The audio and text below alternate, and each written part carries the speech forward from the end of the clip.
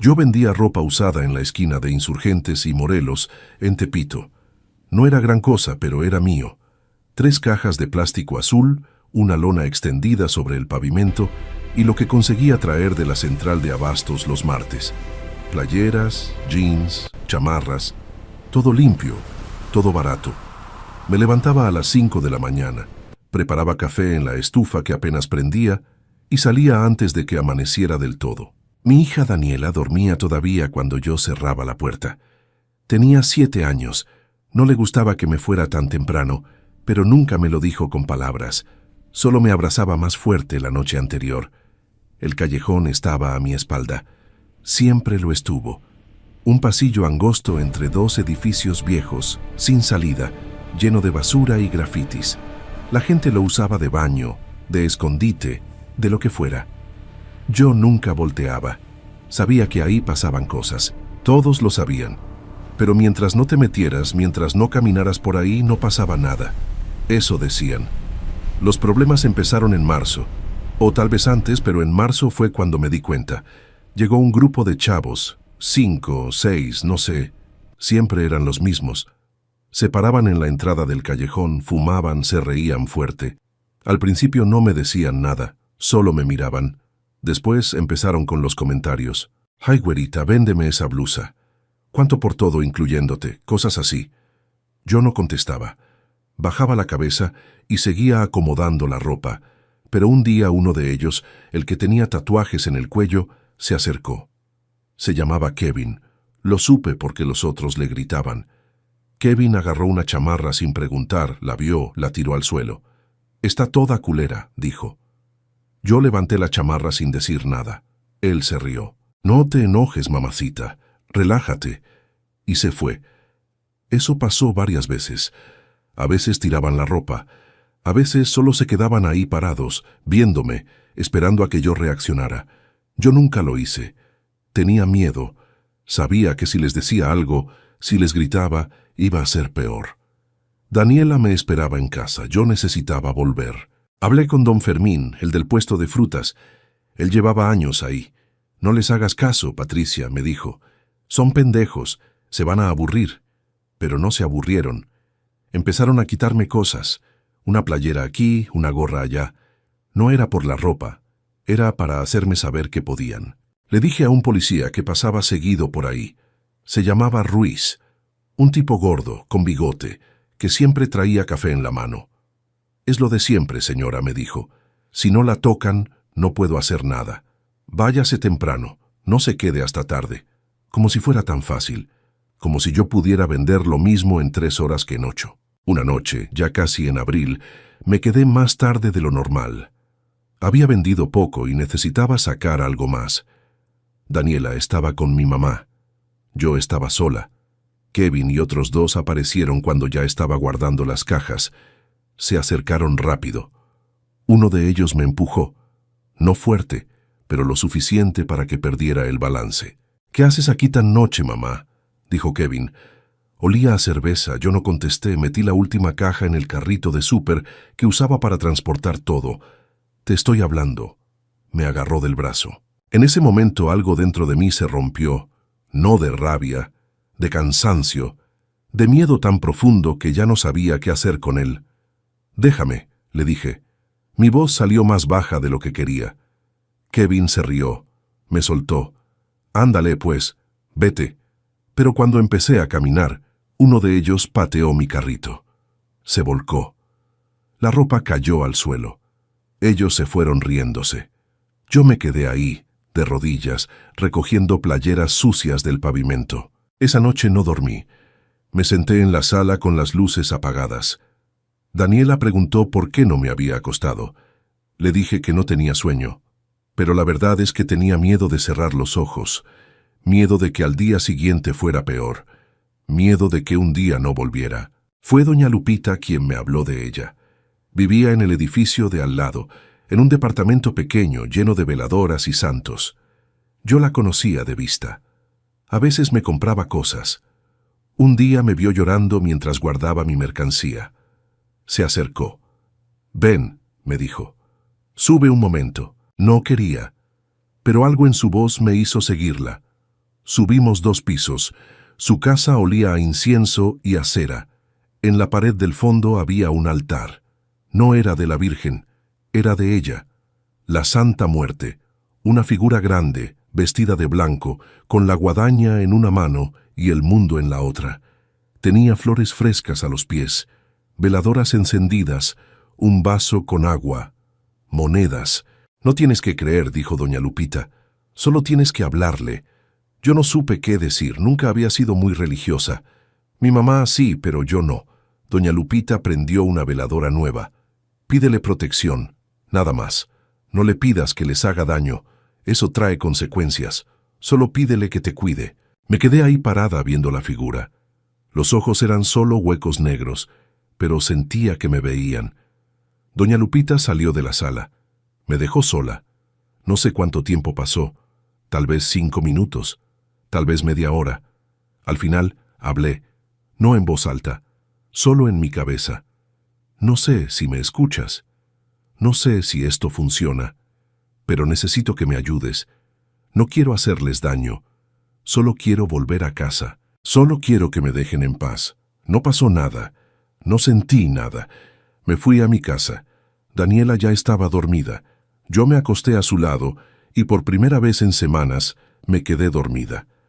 A la semana siguiente empezaron a cerrar el callejón. Primero fue una cinta amarilla, de esas que pone la policía. Nadie supo por qué. Ruiz, el policía, dijo que habían reportado un robo ahí adentro. Después pusieron 2 patrullas en la entrada. Se quedaban ahí unas horas, se iban, volvían. Kevin y su grupo dejaron de juntarse en la esquina. Los vi un par de veces, pero del otro lado de la calle. Ya no se acercaban.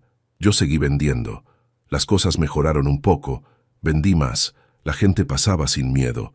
Don Fermín me dijo que qué bueno que por fin habían hecho algo. Yo asentí. Pero por las noches, cuando volvía a casa, sentía algo raro. Como si alguien caminara detrás de mí. Volteaba y no había nadie. Solo la calle vacía. El callejón cerrado. 2 semanas después pusieron una reja. Una reja de metal, con candado. Temporal, dijeron, mientras se investiga. Pero nunca dijeron que investigaban. La reja se quedó. El callejón quedó completamente sellado. Yo ya no escuchaba ruidos de ahí adentro. Ya no olía a basura. Era como si ya no existiera, pero entonces empezaron los pasos. Al principio pensé que era mi imaginación. Eran las 3, 4 de la mañana. Yo me despertaba sin razón, y los escuchaba. Pasos lentos, como si alguien arrastrara algo pesado. Venían de afuera. Me asomaba por la ventana. La calle estaba vacía, el callejón cerrado. Nada se movía. Daniela también los escuchó. «Mamá, ¿quién camina afuera?», me lo preguntó una mañana antes de irse a la escuela. Yo le dije que eran los vecinos, pero sabía que no. Los vecinos no salían a esa hora. Nadie salía. Doña Lupita vino a comprarme una blusa. Le pregunté si había escuchado algo raro por las noches. Ella me miró fijo. «¿Ya empezó?», dijo. Yo no entendí. «¿Ya empezó qué?». Ella no contestó. Solo dijo: «No te asomes, no salgas a esa hora y no pienses mucho en ello». Pero no podía dejar de pensar. Los pasos seguían. Todas las noches, siempre a la misma hora, siempre con ese ritmo lento, arrastrado. Una noche me armé de valor. Me levanté, me acerqué a la ventana, corrí un poco la cortina. La calle estaba oscura. El alumbrado público llevaba semanas sin funcionar. Pero alcancé a ver algo. Una sombra, alta, parada frente a la reja del callejón. No se movía, solo estaba ahí, quieta, viendo hacia adentro. Cerré la cortina de golpe. El corazón me latía tan fuerte que sentía que me iba a salir del pecho. Me metí a la cama. Daniela dormía profundo. Yo no dormí en toda la noche. Al día siguiente, Ruiz estaba en la esquina. Me acerqué.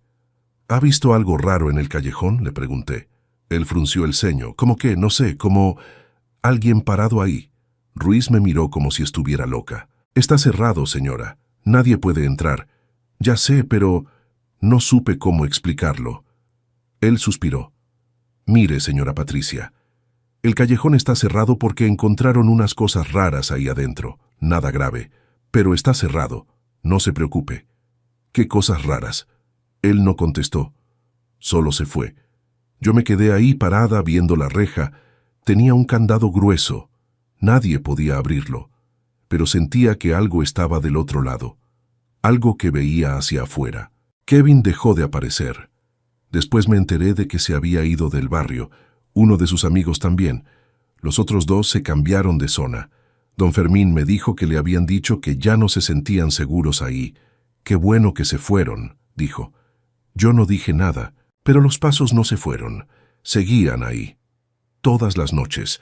A veces me despertaba y ya los estaba escuchando. Otras veces estaba despierta y de pronto comenzaban. Siempre lo mismo. Siempre ese ritmo. Como si alguien caminara una ronda.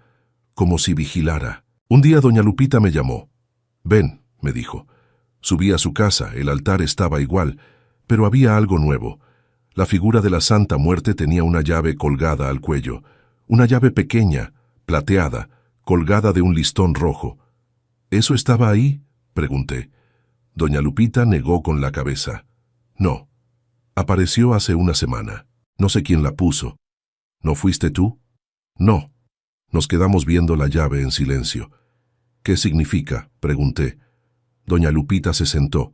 Significa que alguien cerró algo, y que no se va a volver a abrir. No le pregunté más. No quise saber. Solo me fui a mi casa. Esa noche los pasos volvieron, pero esta vez no me asomé.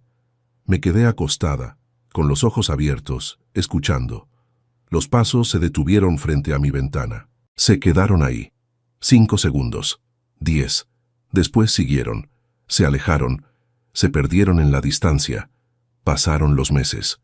El callejón nunca se volvió a abrir. La reja sigue ahí. El candado también. A veces veo a Ruiz parado frente a la reja, viéndola como si no entendiera algo. Una vez le pregunté qué pasaba. Revisamos las cámaras viejas de la tienda de la esquina, me dijo. Sale una sombra ahí parada. Todas las noches. Siempre a la misma hora. Pero cuando vamos no hay nadie. ¿Y qué creen que es? Ruiz se encogió de hombros. No sé, señora. A lo mejor es la cámara, o una falla. No sé. Yo sí sé. O creo saber. Pero no lo digo. No puedo decirlo. Porque si lo digo, si lo pongo en palabras, se vuelve real de otra manera. Se vuelve algo que tengo que enfrentar. Y no quiero. Daniela me preguntó la semana pasada si todavía escuchaba los pasos. Le dije que no. Mentí. Los sigo escuchando. Pero ya no me asustan como antes. Ahora son parte de la noche, como el viento, como el ladrido de los perros, como el sonido de los coches a lo lejos. Hace unos días vi a Kevin. Estaba del otro lado de la avenida esperando el camión. Me vio. Yo lo vi. Él volteó rápido. Se subió al primer camión que pasó, aunque no sé si era el suyo. Corrió. No sé de qué, pero corrió. Yo sigo vendiendo en la misma esquina. Las cosas están mejor. Vendo más. Ya no tengo miedo de quedarme tarde. Ya nadie me molesta. Don Fermín dice que es porque cerraron el callejón, que los malvivientes se fueron a otra parte. Tal vez tiene razón. Tal vez. Pero todas las noches, antes de dormir, pienso en esa llave plateada que nadie puso. Y pienso en lo que dijo doña Lupita, que alguien cerró algo, y que no se va a volver a abrir. A veces, cuando camino de regreso a casa, siento que alguien camina detrás de mí. No volteo, no quiero ver, solo aprieto el paso. Llego a mi puerta, entro, cierro con llave, y me quedo ahí del otro lado respirando despacio hasta que mi corazón se calma. Daniela me preguntó ayer si creía en milagros. Le pregunté por qué. Porque tú estás mejor, dijo. Antes llorabas mucho, ahora no. Le sonreí. Sí, estoy mejor. ¿Fue un milagro? No supe qué contestar, porque no sé si fue un milagro, no sé si fue suerte, no sé si fue coincidencia o si fue otra cosa, algo que no tiene nombre, algo que no quiero que tenga nombre. Solo sé que pedí protección y la recibí, pero también sé que todo tiene un precio, aunque no sepas cuál es.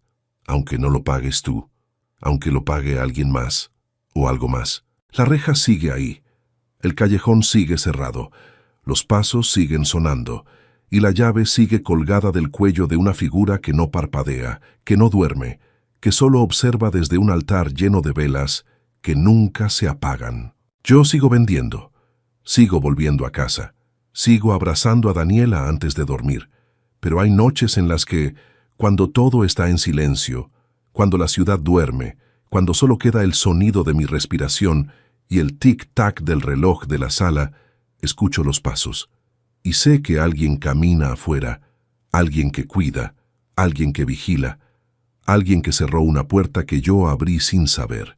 Y no sé si algún día tendré que pagar por ello, o si ya estoy pagando, o si el pago es esto, vivir sabiendo que algo está ahí, que algo me protege, pero que también me mira, y que nunca, nunca se va a ir. Anoche volví a escuchar los pasos. Esta vez se detuvieron frente a mi puerta. No frente a la ventana, frente a la puerta. Se quedaron ahí, quietos. Yo estaba acostada. Daniela dormía a mi lado. No me moví, no respiré, solo esperé. Después de un minuto, los pasos siguieron. Se alejaron, bajaron las escaleras, salieron a la calle y se perdieron en la noche. Cuando amaneció salí. La calle estaba normal, el callejón cerrado, la reja con su candado, todo igual, pero en el escalón de mi puerta había algo, una flor, una rosa blanca, seca, como si llevara días muerta. Nadie la puso ahí, nadie que yo conozca. La recogí, la guardé en mi bolsa. No sé por qué, tal vez porque era una señal, o tal vez porque necesitaba recordar que esto es real, que no lo estoy imaginando, que algo pasó, que algo sigue pasando. Doña Lupita murió hace 3 semanas. Infarto, dijeron. Tenía 70 años. Cuando limpiaron su casa, su hija me preguntó si quería quedarme con algo. Fui a verla. El altar estaba desmontado, las veladoras apagadas, las flores marchitas, pero la figura seguía ahí, parada contra la pared, con la llave al cuello. ¿Te la quieres llevar?, me preguntó la hija. Yo negué con la cabeza. No, déjala aquí. Ella se encogió de hombros. De todos modos la voy a tirar, no la tires. Entonces, ¿qué hago con ella? No sé. Pero no la tires. No sé qué pasó con la figura. No volví a preguntar. Pero a veces, cuando paso frente al edificio donde vivía doña Lupita, siento que alguien me ve desde las ventanas, desde ese segundo piso, desde ese altar que ya no existe, y sé que no es doña Lupita. Ella se fue. Descansa, pero algo más sigue ahí, algo que no se fue, algo que no descansa. Yo sigo vendiendo, sigo viviendo, sigo cuidando a Daniela, pero hay una parte de mí que ya no es la misma, una parte que sabe que estoy en deuda, que pedí algo y lo recibí, y que tarde o temprano tendré que dar algo a cambio. No sé qué será, no sé cuándo, pero lo siento, como se siente el frío antes de la lluvia, como se siente el silencio antes del trueno, como se siente la mirada de alguien en la oscuridad. Y cada noche, cuando los pasos suenan afuera, cuando Daniela duerme y yo me quedo despierta, me pregunto si algún día esos pasos van a detenerse frente a mi puerta, y si esta vez no se van a ir. Pero hasta ahora solo caminan, solo vigilan, solo cuidan, y yo solo espero, y agradezco y tengo miedo, porque hay cosas peores que no estar protegida, hay cosas peores que el peligro, como estar protegida por algo que no entiendes, por algo que no ves, por algo que nunca pediste con palabras pero que vino de todos modos, y que ahora no se va a ir, nunca. Nunca había creído en nada de eso, ni en santos, ni en vírgenes, ni en nada que tuviera que ver con altares o veladoras. Mi mamá sí. Ella siempre tuvo su rincón en la sala, con flores de plástico y estampitas desteñidas por el sol que entraba por la ventana. Yo nomás pasaba de largo ni las volteaba a ver. Trabajaba desde los 16 cargando bultos en la central de abastos, aquí en Iztapalapa, y lo único que me importaba era llegar a la casa, comer algo y dormir hasta que amaneciera otra vez.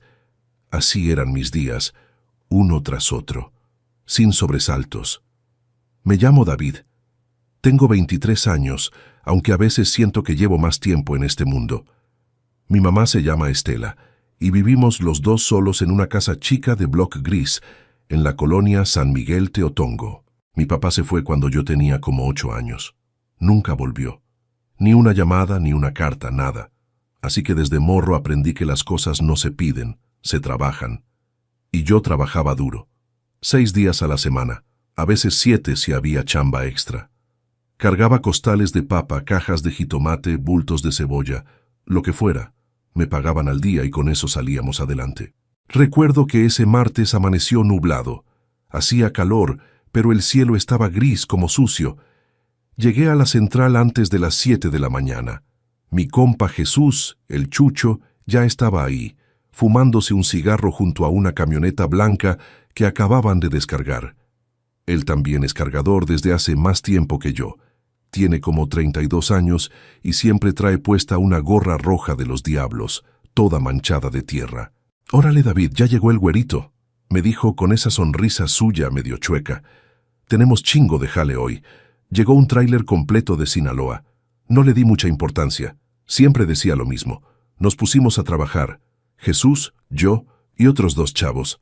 El Toño, un flaco alto que siempre andaba con audífonos puestos aunque no trajera música, y el Beto, un señor gordito de como 50 años que olía a cigarro barato y que siempre nos contaba chistes malos entre carga y carga.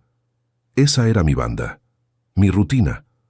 Como a eso de las 11 de la mañana, cuando ya llevábamos varias horas subiendo y bajando cajas, el encargado del almacén, don Ramiro, un tipo canoso y serio que casi nunca hablaba, nos dijo que teníamos que acomodar unas estructuras metálicas que habían llegado el día anterior. Eran como anaqueles desarmados, pesados, oxidados. Estaban apilados contra una pared, mal amarrados con unos mecates viejos que se veían a punto de reventarse. «Hay que pasarlos al fondo del almacén», dijo don Ramiro sin mirarnos. «Pero con cuidado, porque esa madre ya tiene rato ahí y no sé qué tan bien esté amarrada». Jesús me miró y se encogió de hombros. Ya sabíamos cómo era esto. Nadie amarra bien nada, nadie se fija, y al final los que pagamos somos nosotros. Pero ni modo, era el jale. Empezamos a mover las piezas. Eran largas, como de 2,5 metros, y pesaban un chingo. Entre Jesús y yo tomamos la primera. El Toño y el Beto agarraron otra. Todo iba bien al principio. Hasta que escuché un crujido seco. Un sonido que no debía estar ahí. «Órale, órale, espérense», dije, pero ya era tarde. La pila completa empezó a venirse. Primero despacio, como si lo pensara, y luego de golpe. Un estruendo de metal que sonó como trueno encerrado. Jesús brincó para atrás. Yo también intenté moverme, pero algo me jaló el pie. Una de las piezas me había cachado el tenis. Cuando quise soltarme, otra estructura cayó justo encima de mi pierna derecha y luego otra sobre mi espalda. Sentí un dolor tan cabrón que no pude ni gritar. Nomás me quedé ahí, tirado, sintiendo como todo el peso del mundo me aplastaba. Escuché voces, gritos. Jesús me estaba jalando del brazo. Don Ramiro gritaba que llamaran a la ambulancia. El Toño se quitó los audífonos por primera vez en meses. Yo solo veía el techo del almacén, lleno de polvo y de láminas mal puestas, y pensaba, ya valió madre. No sé cuánto tiempo pasó. Me llevaron al Hospital General de Balbuena.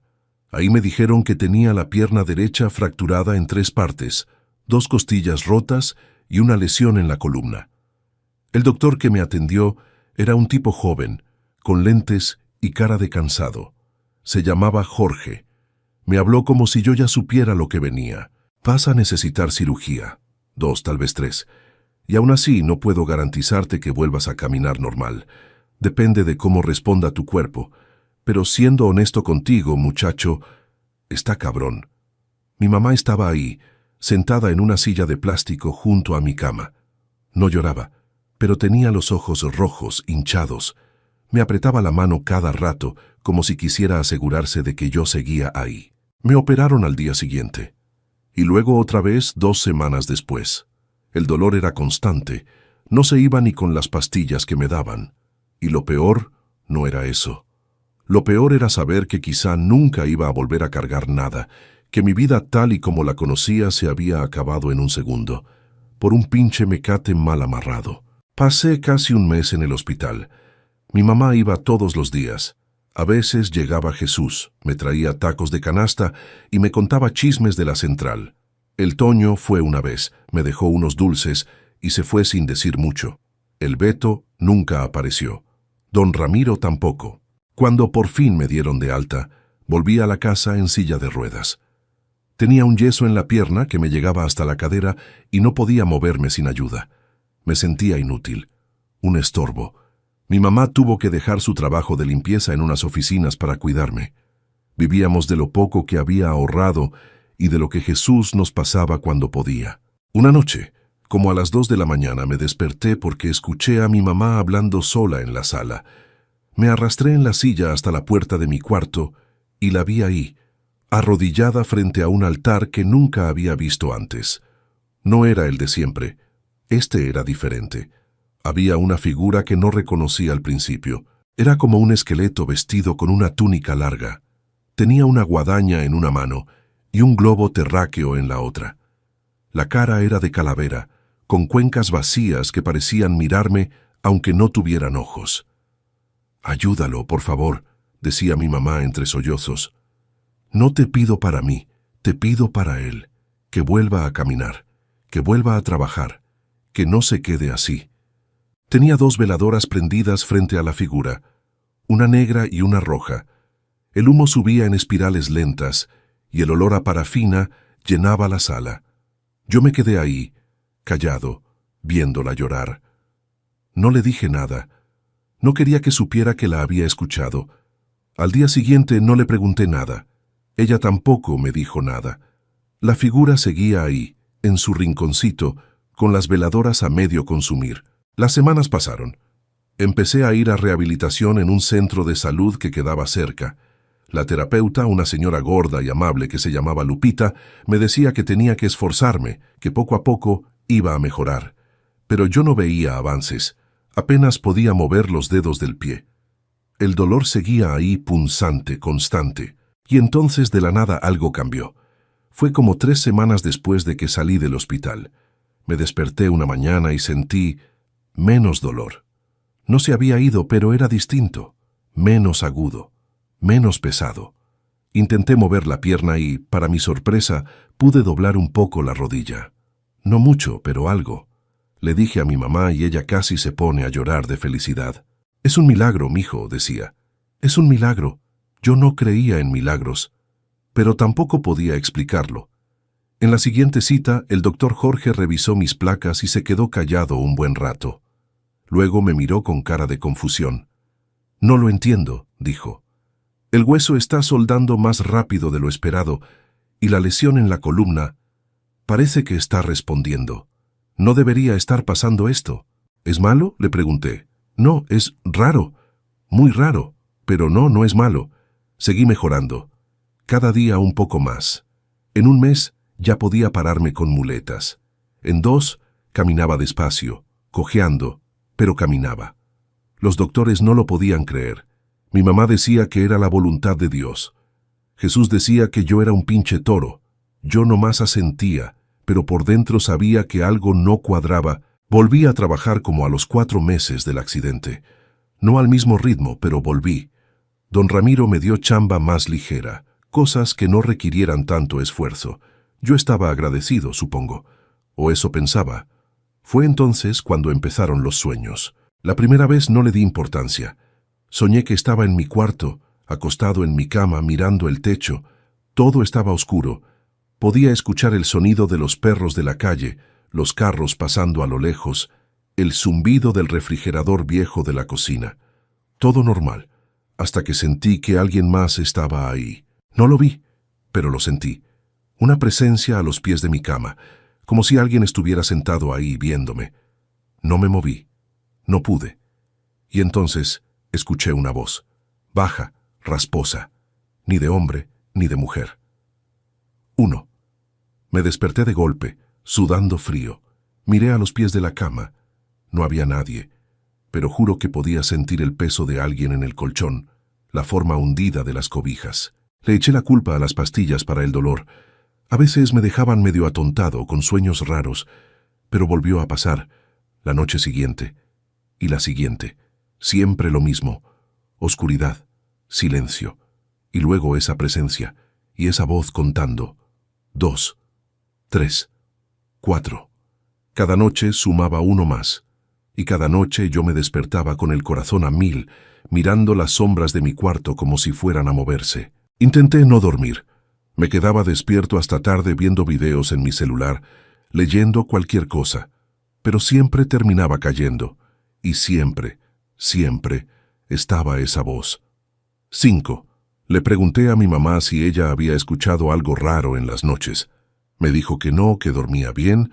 Le pregunté si las veladoras del altar se habían terminado. Me miró extrañada. ¿Cuáles veladoras? ¿Las que prendiste? Las negra y la roja. Se puso pálida. Ay, mijo, se me olvidó apagarlas. Se consumieron solas. ¿Y diste las gracias? ¿Cerraste lo que sea que abriste? No me contestó. Solo se puso a llorar otra vez. Esa noche regresamos la figura. La llevamos a la casa de donde mi mamá la había pedido prestada. Era de una vecina, doña Remedios, ya una señora chiquita y arrugada, que vivía 3 casas más abajo. Cuando le devolvimos la imagen, nos miró seria. ¿Le pidieron algo? Sí, dijo mi mamá. Por mi hijo. ¿Y le dieron las gracias? Mi mamá negó con la cabeza. Doña Remedios suspiró hondo y nos hizo pasar. Prendió unas veladoras blancas, puso un vaso con agua fresca, flores amarillas y una manzana roja frente a la figura. Rezó algo en voz baja que no entendí. Luego nos dijo que nos fuéramos en silencio, sin voltear atrás. Esa noche dormí profundo por primera vez en semanas. Pensé que todo había acabado, pero cuando volví a soñar, la voz seguía ahí. 7. Y ahí se detuvo. En el número 7. No siguió. No retrocedió. Solo 7. Una y otra vez. Pasaron los días y el sueño no volvió. Pero algo cambió en mí. Empecé a notar cosas que antes no veía.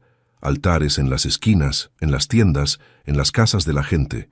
Figuras vestidas de colores, con velas, con flores, con ofrendas.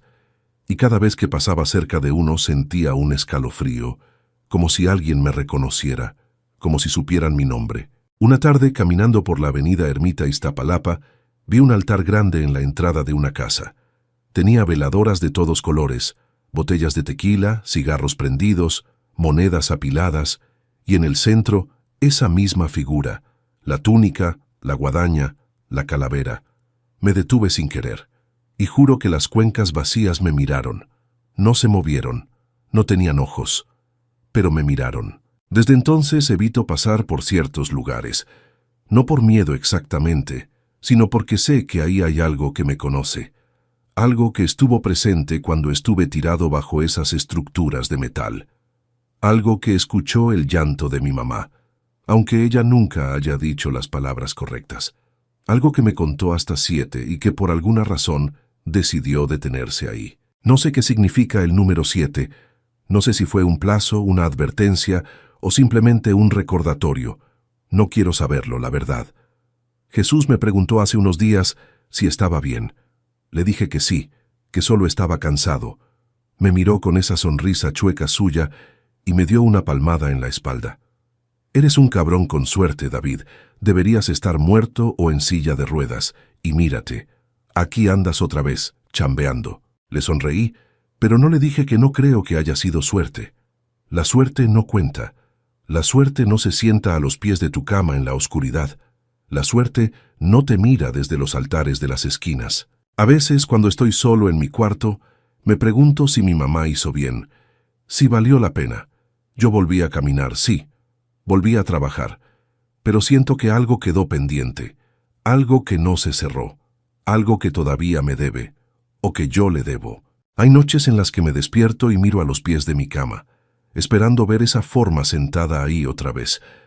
Pero no hay nada, solo el colchón hundido, las cobijas arrugadas y ese silencio espeso que parece respirar. Y entonces recuerdo la voz, 7, y me pregunto si algún día seguirá contando. Hay cosas que uno aprende a no decir en voz alta, no porque no sean ciertas, sino porque una vez que las dices, ya no puedes fingir que no pasaron. Eso me lo enseñó mi tío Refugio cuando yo era chico, allá en Iztapalapa, y tardé muchos años en entender que tenía razón. Él nunca explicaba por qué. Solo decía, hay cosas que se quedan en el cuerpo y salen por la boca cuando menos las necesitas. Yo me llamo Raúl Jiménez Contreras. La gente del tianguis me llama el güero, aunque tampoco soy tan güero, solo tengo los ojos claros del lado de mi madre, y eso bastó para que el apodo me siguiera desde los 11 años. Llevo vendiendo en Tepito desde los 23, primero con mi cuñado Bernardo, en el pasillo de los discos piratas, luego solo, con ropa, con zapatos de segunda, con lo que fuera. El barrio te enseña a moverte rápido, a leer las caras, a saber quién te va a comprar y quién nada más está viendo. Tepito no es el lugar que pintan en las noticias. Es un mundo con sus propias reglas, sus propias deudas, sus propios muertos y sus propios silencios. La cosa empezó unos 3 meses antes de que yo encontrara el puesto. Eso lo sé ahora. En ese momento no tenía manera de saberlo. Había perdido casi todo en una misma semana. Primero el decomiso. Llegaron los de la delegación un martes por la mañana, sin aviso, y me levantaron 3 cajas de tenis que yo tenía casi pagadas con el mayorista. No era la primera vez que pasaba algo así, pero siempre había podido recuperarme. Esta vez no, porque encima de eso, el dinero que guardaba con doña Esperanza Cruz, que era mi vecina del pasillo desde hacía 5 años y me cuidaba el efectivo cuando yo no podía ir al banco, ese dinero desapareció junto con ella. Se fue un domingo. Nadie supo a dónde. Su hija Lorena me dijo que no sabía nada, que su mamá le había dicho que iba a ver a una hermana en Puebla y ya no regresó. Doña Esperanza se llevó 11,000 pesos míos. No eran todos mis ahorros, pero sí eran el dinero que yo necesitaba para volver a surtirme. Y después vino el problema con don Macario. Don Macario Velázquez era el hombre que controlaba 2 de los pasillos principales. No era ningún capo, no se vayan a imaginar cosas.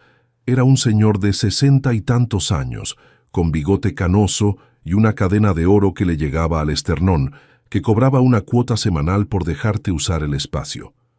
Yo le debía 3 semanas. Él me las recordó frente a otras personas. Me dijo, con esa voz suave que tiene la gente cuando quiere que el miedo te entre sin que se noten, que si el viernes no tenía su dinero, iba a tener que buscar dónde vender, porque él iba a necesitar ese espacio. Salí del pasillo ese día con 42 pesos en la bolsa y sin saber cómo iba a comer la semana.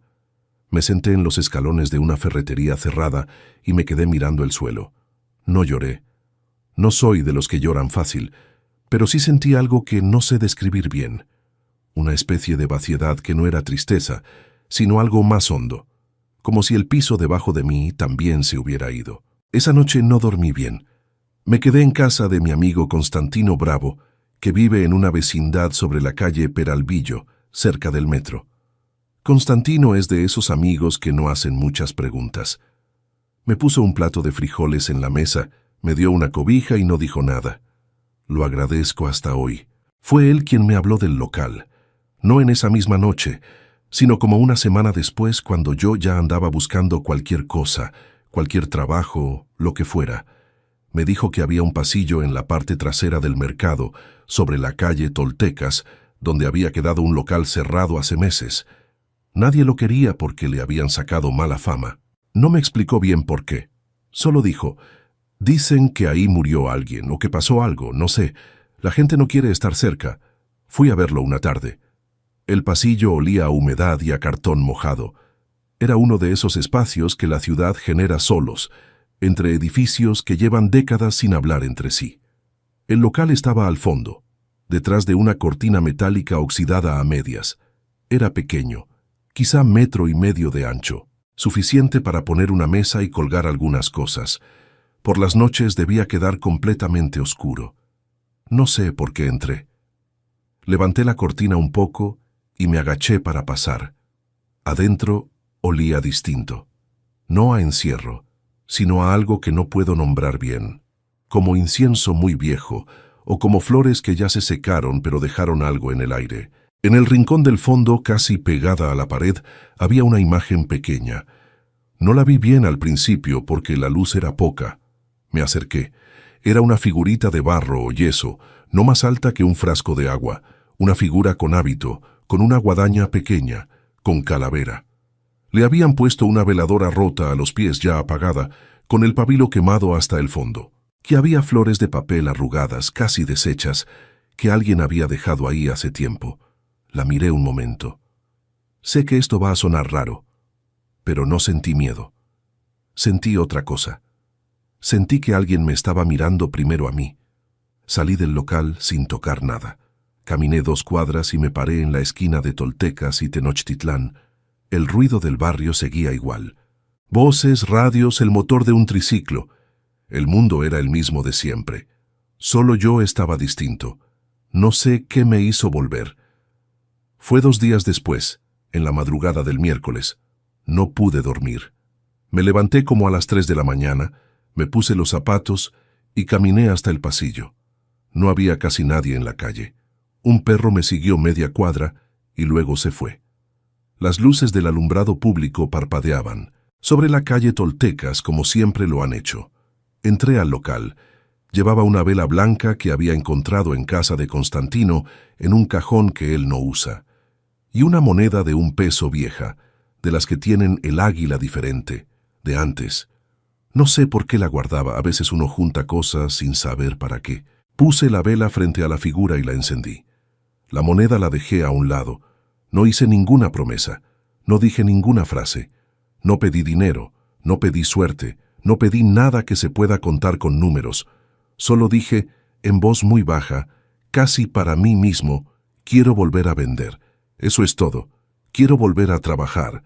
Y me quedé ahí un momento, en cuclillas, mirando la llama. La llama no se movió aunque había corriente de aire en ese espacio. Eso lo noté.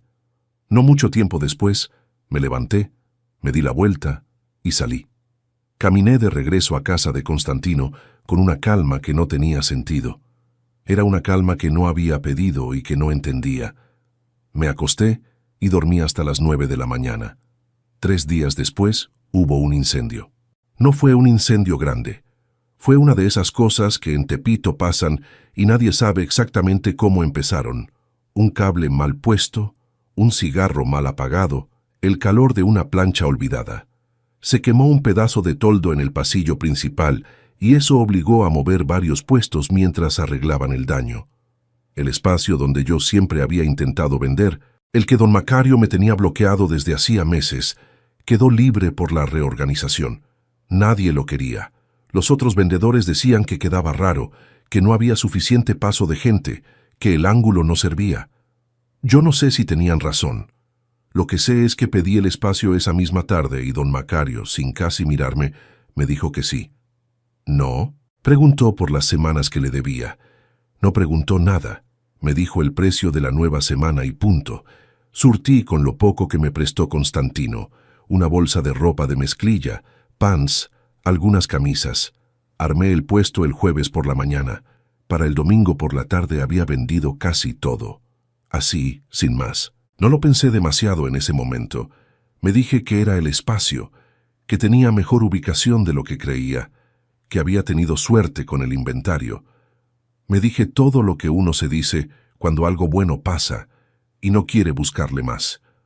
Lo que empezó a inquietarme fue otra cosa. La primera vez que lo noté fue el viernes de esa misma semana. Cerré el puesto como a las 7:30. Enrollé la cortinilla metálica, acomodé las cajas, apagué el foco de extensión que colgaba del tubo de arriba. Quedé satisfecho porque había sido un buen día. Al día siguiente llegué temprano, como a las 7 de la mañana, y cuando levanté la cortinilla vi que todo estaba ordenado de una manera distinta a como yo lo había dejado. No digo que estaba revuelto, digo que estaba mejor acomodado. Las camisas que yo había dejado apiladas al tuntún estaban dobladas con cuidado, por colores. Los pants que habían quedado tirados sobre la caja estaban colgados en los ganchos. Las bolsas vacías estaban amontonadas en un rincón de manera que no estorbaban. Me quedé mirando eso un momento. Pensé que Constantino había venido a ayudarme.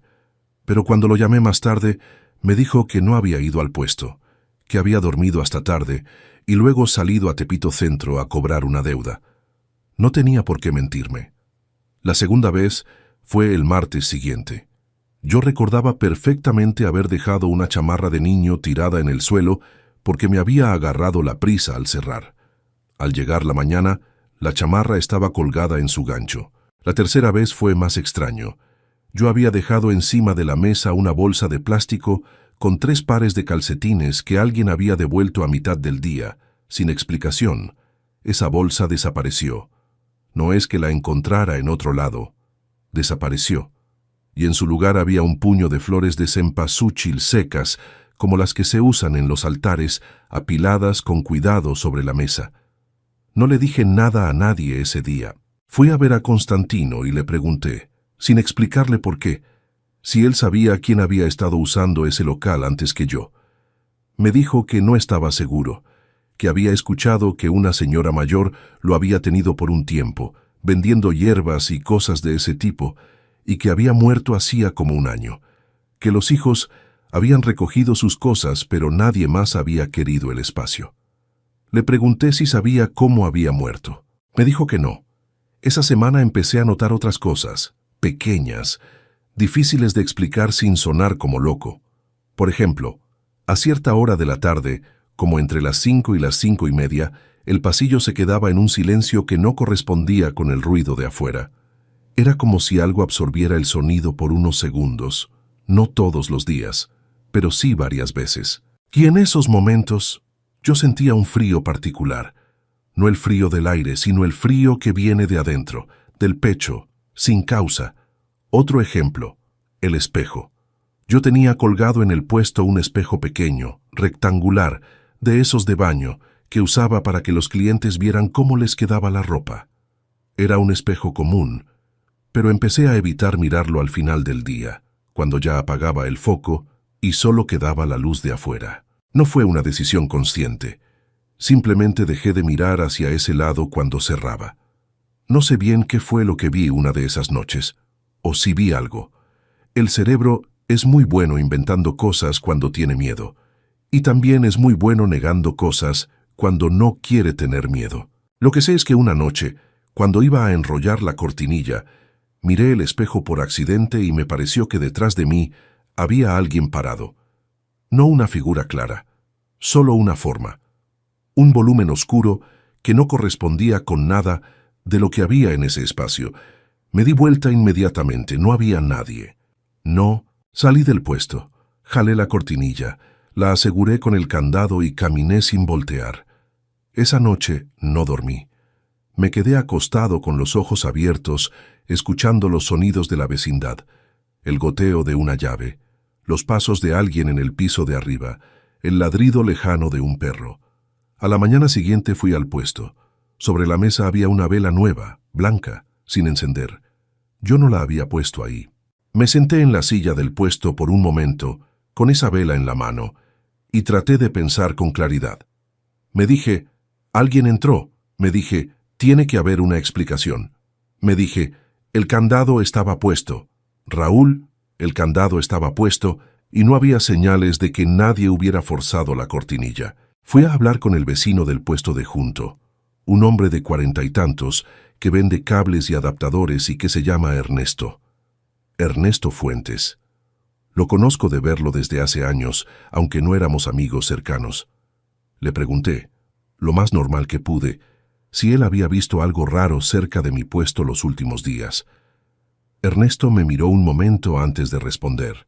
Me dijo que sí, que 2 o 3 noches había visto desde su puesto una figura parada detrás del mío. Parada nada más, sin moverse, como esperando algo. Al principio creyó que era yo. Luego se fijó que no era la misma complexión, que era más delgada, más quieta. Me dijo que no le había dicho nada porque pensó que sería algún familiar mío o alguien que me esperaba. Le pregunté si podía describir la figura. Me dijo que no, que cada vez que ponía atención la figura ya no estaba. Solo la veía de reojo. Nos quedamos callados un momento. Ernesto se rascó la nuca y se fue a atender a un cliente. Yo me fui a abrir mi puesto. Ese día no vendí tanto. Pero no importó, tenía la cabeza en otro lado.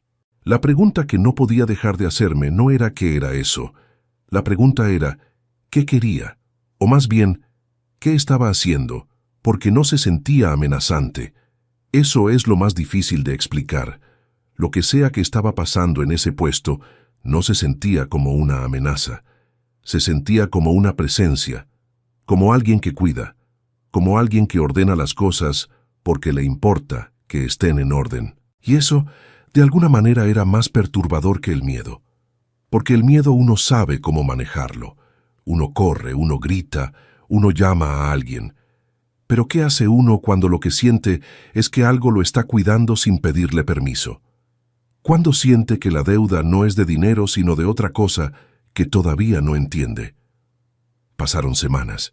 El puesto siguió yendo bien.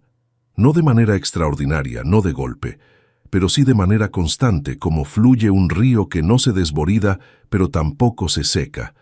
Surtía, vendía, volvía a surtir. Pagué a don Macario lo que le debía. Devolví a Constantino el dinero del préstamo. Empecé a comer mejor. Y yo seguí poniendo velas. No lo decidí conscientemente. La primera vez que puse una nueva vela fue casi por reflejo. Pasé frente a una miscelánea. Vi las velas blancas en el mostrador. Compré una sin pensarlo y la llevé al puesto. La puse en el rincón, junto a la pequeña figura que seguía ahí desde antes de que yo llegara, y la encendí antes de abrir.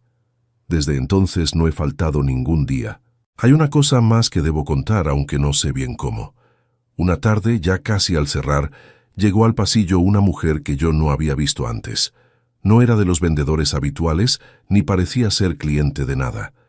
Era mayor, de unos 60 años quizá, con el pelo recogido y un rebozo oscuro que no correspondía con el calor de ese día. Caminaba despacio, mirando los puestos, y cuando llegó frente al mío, se detuvo, me miró. Luego miró hacia adentro del puesto, hacia el rincón donde estaba la figura. Luego me volvió a mirar a mí, y sonrió. No fue una sonrisa de conocidos ni de cliente satisfecha. Fue una sonrisa tranquila, como de alguien que confirma algo que ya sabía. Luego se fue. Caminó por el pasillo y se perdió entre la gente. Le pregunté a Ernesto si la conocía. Me dijo que no la había visto. Le pregunté si la había visto pasar. Me dijo que no había pasado nadie frente a mi puesto en la última media hora. No discutí con él. No tiene caso discutir ciertas cosas. Eso fue hace 2 meses. Desde entonces no ha vuelto a pasar nada que yo pueda contar de manera directa. Las cosas siguen siendo ordenadas cuando llego en las mañanas. El frío de las 5 de la tarde sigue apareciendo de vez en cuando. El espejo sigue siendo algo que prefiero no mirar cuando apago la luz. Yo sigo vendiendo. Cada noche, antes de cerrar, me detengo un momento frente al rincón y digo gracias. No en voz alta, casi siempre, solo con la respiración, solo con los ojos. No sé si eso es suficiente, no sé si eso es lo correcto. No sé, honestamente, si estoy agradeciendo a algo o solo hablando solo. Pero lo hago. Constantino me preguntó una vez cómo le había ido tan bien en el nuevo puesto. Le dije que había encontrado buen espacio, que había tenido suerte con el inventario. Me miró de una manera que me dijo que no me creía del todo, pero no preguntó más. Hay cosas que no se dicen en voz alta. Mi tío Refugio tenía razón. Lo que sí puedo decir es esto. El barrio sigue igual. Los pasillos siguen cambiando. Los puestos aparecen y desaparecen. La gente llega y se va. Doña Esperanza no volvió. Don Macario sigue cobrando sus cuotas. Ernesto sigue vendiendo cables. Constantino sigue sin hacer muchas preguntas. Y yo sigo aquí. Cada mañana llego, levanto la cortinilla, y durante un segundo antes de que entre la luz de afuera, el puesto está en penumbra. En ese segundo miro hacia el rincón, hacia la figura pequeña con su veladora nueva, y a veces me parece, solo me parece, que algo me está mirando de vuelta. No con maldad, no con amor tampoco, con algo distinto, algo que no tiene nombre en el idioma que yo conozco, con lo que sea que hay entre una deuda pagada y una deuda que todavía no vence. Yo no sé bien qué dejé en ese local la madrugada que fui con la vela y la moneda. No sé si dejé solo cera y metal, o si dejé algo más, algo que no se puede recoger de vuelta. A veces pienso en eso cuando no puedo dormir. A veces pienso que hay tratos que no se hacen con palabras y que precisamente por eso son los que más duran. No lo sé. Lo que sí sé es que cada noche, cuando apago el foco y el puesto queda oscuro, no miro el espejo.